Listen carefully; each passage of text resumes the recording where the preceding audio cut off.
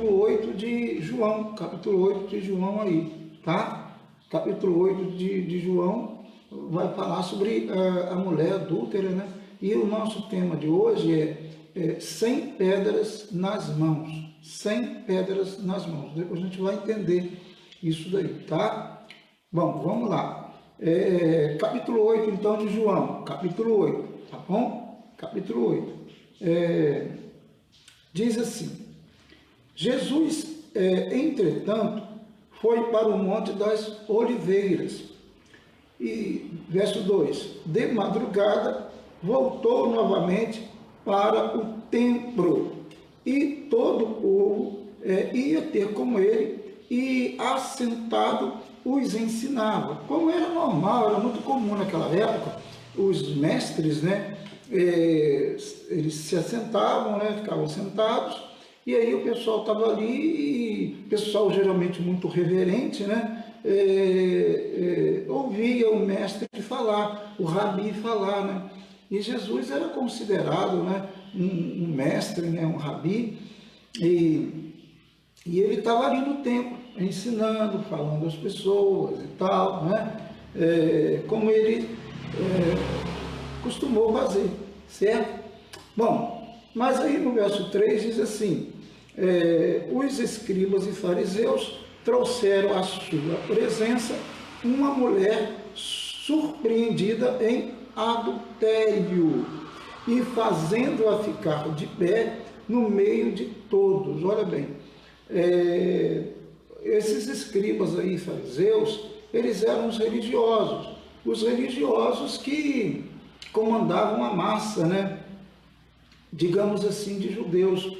E então eles acharam lá, pegaram a mulher lá no ato lá do adultério, e aqui diz o termo, uma mulher surpreendida em adultério, e eles fazendo-a ficar de pé, eles forçaram-na a ficar de pé no meio de todos, como que para receber a sentença, né? Porque é o que eles estavam fazendo, eles não estavam pedindo para ela ficar de pé para que ela fosse exaltada, mas eles estavam pedindo para ela ficar de pé para que ela fosse humilhada, né, diante de todas as pessoas. Então, é isso daí mesmo, essa era a ideia de muitos religiosos. E, infelizmente, hoje também tem muitos religiosos assim, que eles querem envergonhar as pessoas, eles querem humilhar as pessoas, e eles não querem, claro, né, ajudar ninguém a levantar, querem derrubar as pessoas. Tem muitos religiosos assim, e esses escribas aqui, fariseus, eles eram assim, tá? Eles queriam, na verdade, trouxeram a mulher ali para uma espécie de tribunal, tribunal público, né? E os religiosos ali iriam, no caso, condená-la, né? A ideia era essa. Mas como eles queriam pegar Jesus Cristo em alguma coisa errada, então eles jogaram a situação para Jesus resolver. Então vamos ver aqui, o verso 4 diz: disseram a Jesus. Então esses escribas e fariseus falaram para Jesus, né? Mestre, esta mulher foi apanhada em flagrante adultério, ou seja, ela foi pegada no ato ali, surpreendida no ato do adultério.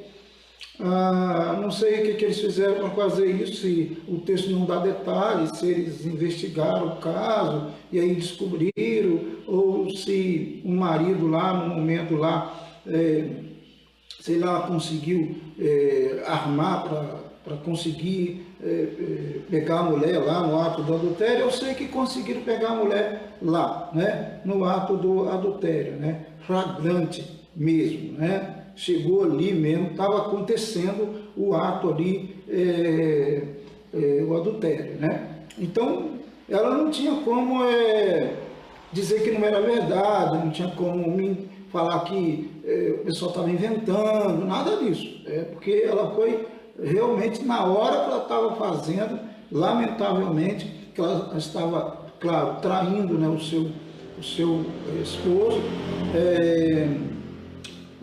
ou então com alguém que estava traindo também a sua esposa, né? Tá? Adultério é adultério, né? Tem a ver com traição. Então é isso daí. E o verso 5 diz: e na lei nos manda Moisés que tais mulheres sejam apedrejadas. Tu, pois, que dizes? Realmente na lei está escrito, né?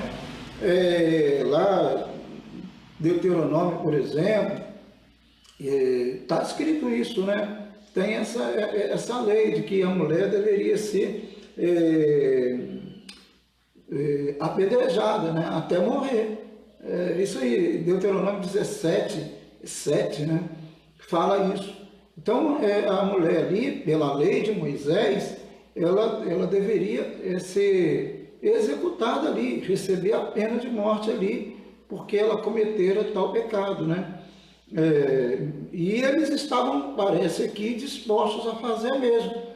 Tanto é que eles estavam com pedras nas mãos ali, dispostos a fazer. Quer dizer, eles vieram, na verdade, a intenção era clara, de condenar a mulher, não era nem ter um ato de piedade, de misericórdia, é baseado mesmo lá na lei mesmo, e pronto, e matar a mulher, e executar a mulher, e tirar o pecado do meio. Essa era a ideia, né, deles, né? Mas quando eles jogaram para Jesus a questão, para Jesus resolver a questão, eles queriam pegar Jesus. Por quê? Porque Jesus, se ele condenasse a mulher, e aí permitisse ali, e desse o aval para que ela fosse executada com pedradas, né?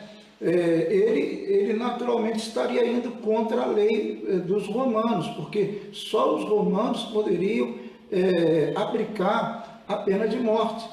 Os judeus não podiam fazer isso. Todo mundo sabe que os judeus estavam submissos, né, aos romanos.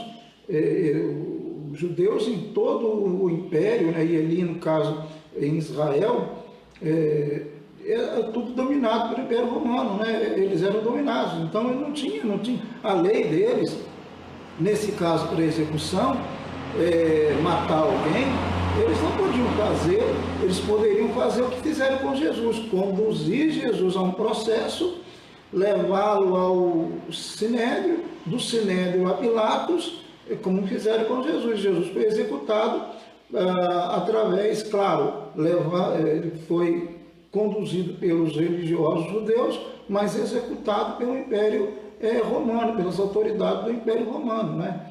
No caso aí, Pilatos. Então, aqui, nesse caso, eles queriam pegar Jesus, estavam jogando para pegar Jesus. Se Jesus a condenasse, ela então seria apedrejada e ele seria vamos dizer, um fora da lei, estava desobedecendo a lei romana, né?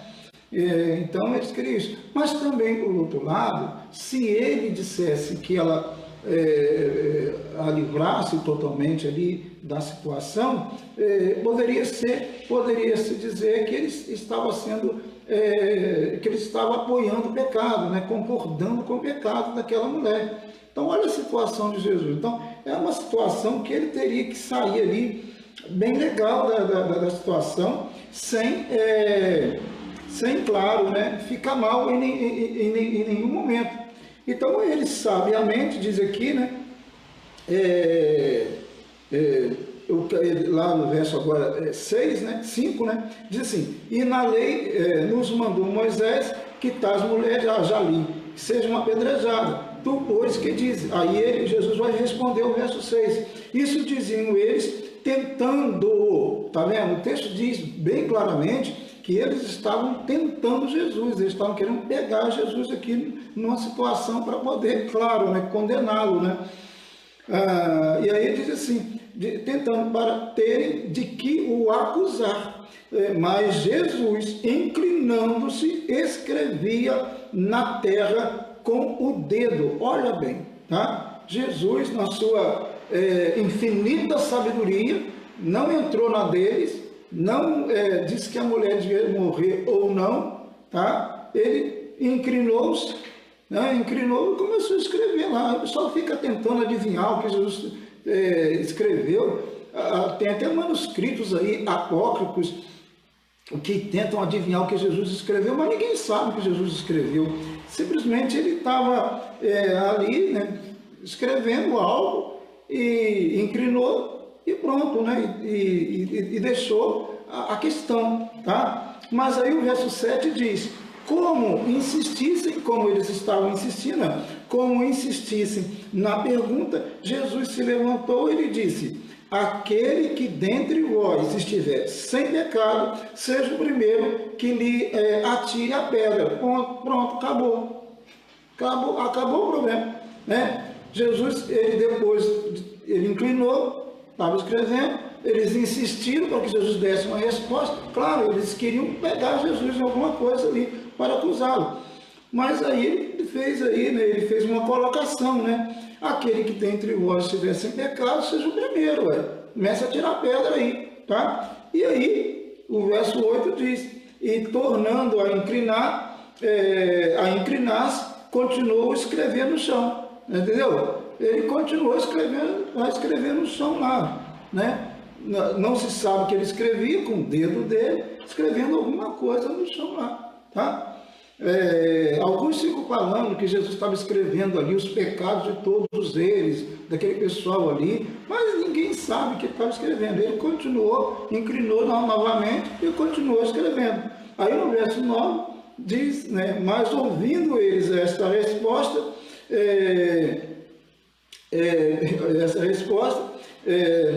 e acusados pela própria consciência, olha bem, quando Jesus fez essa colocação, deu a resposta para eles, que quem tivesse sem pecado fosse o primeiro a tirar pedra, eles acusados, diz o texto, pela própria consciência, porque todos eles eram talvez pior do que aquela mulher, piores do que aquela mulher, né? Foram se retirando um por um, a começar pelos mais velhos, até aos últimos, ficando só Jesus e a mulher no meio, no meio onde estava. Viu? É isso daí.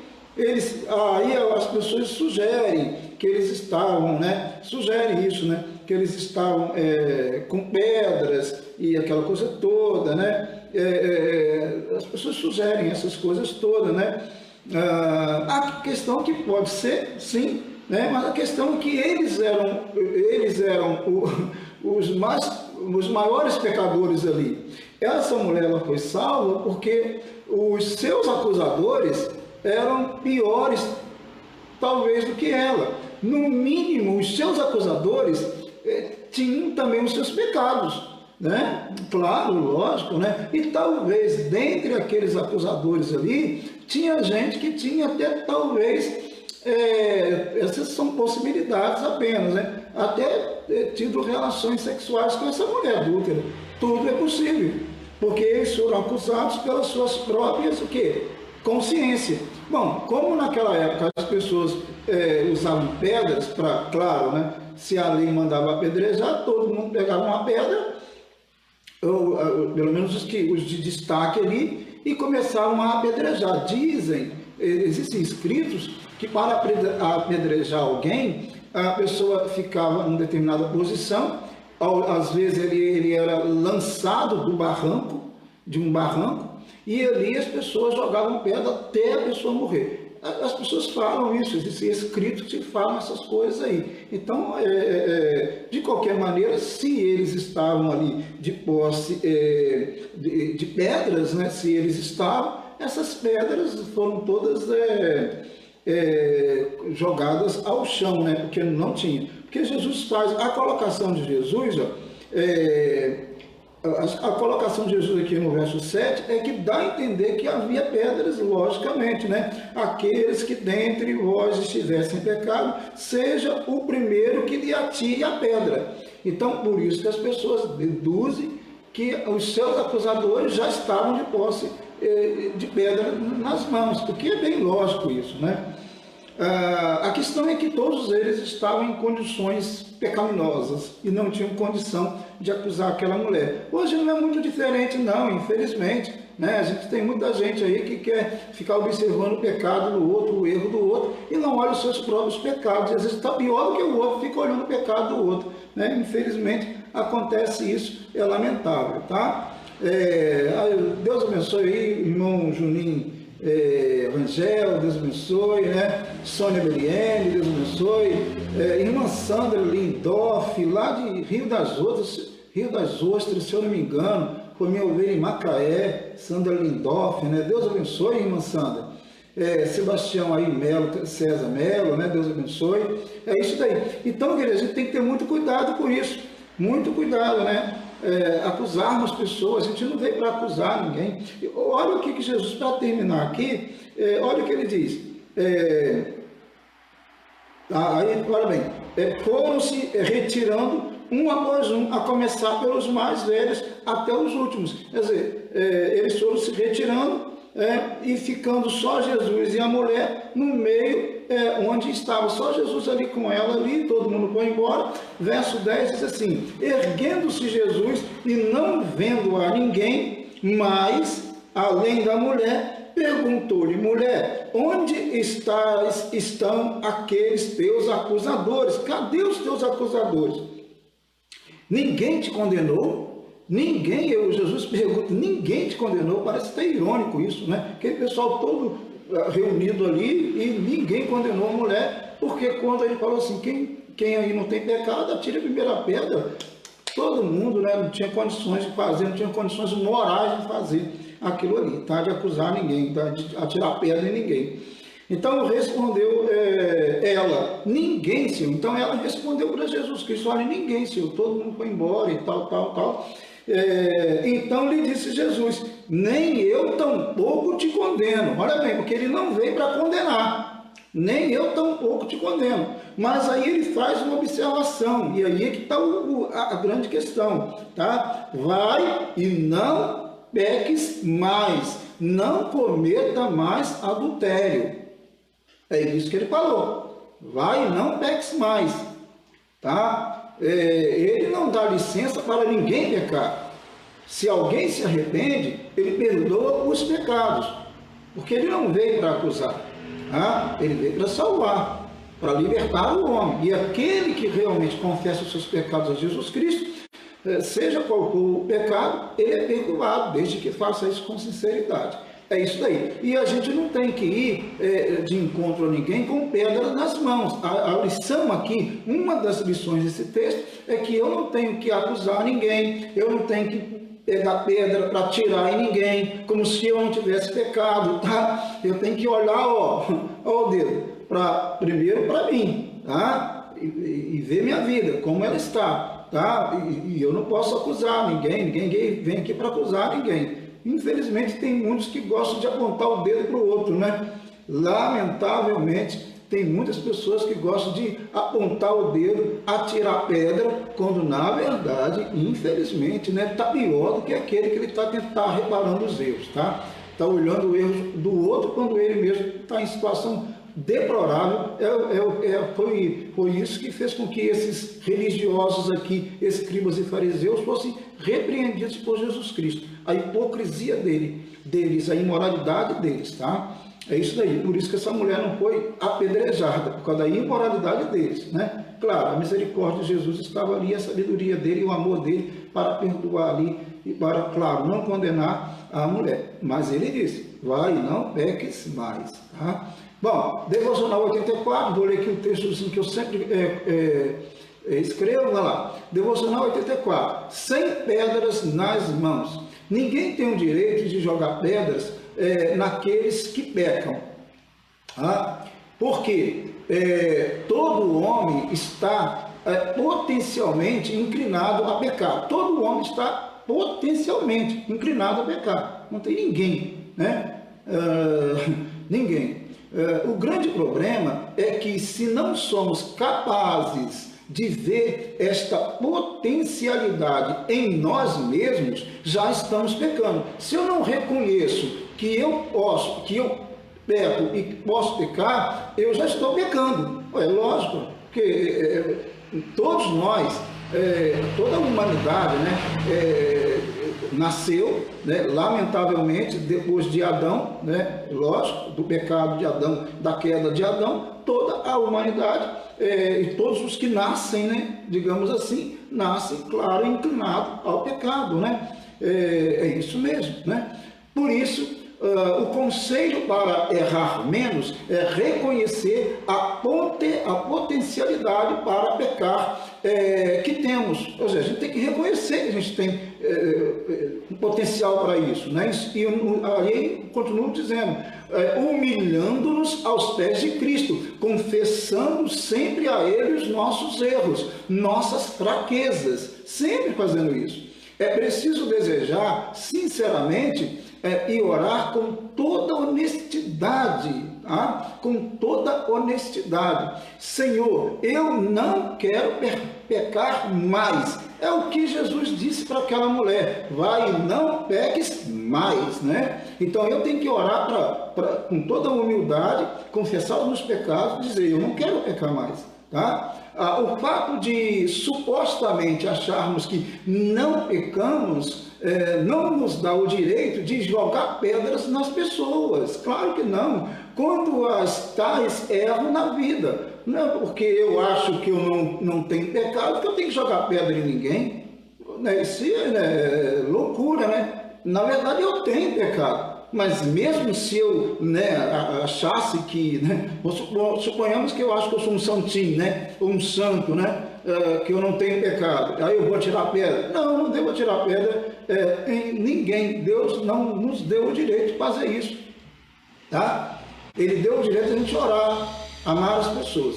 Deus não nos chamou para condenar ninguém, e sim para levar a mensagem de amor e perdão. Afinal, quem nunca pecou? Quem nunca pecou? Você nunca pecou? Eu já disse que sim. Então, tem como. Portanto, para vivermos melhor, precisamos reconhecer as nossas fraquezas, os nossos pecados, muitos deles ocultos, tá?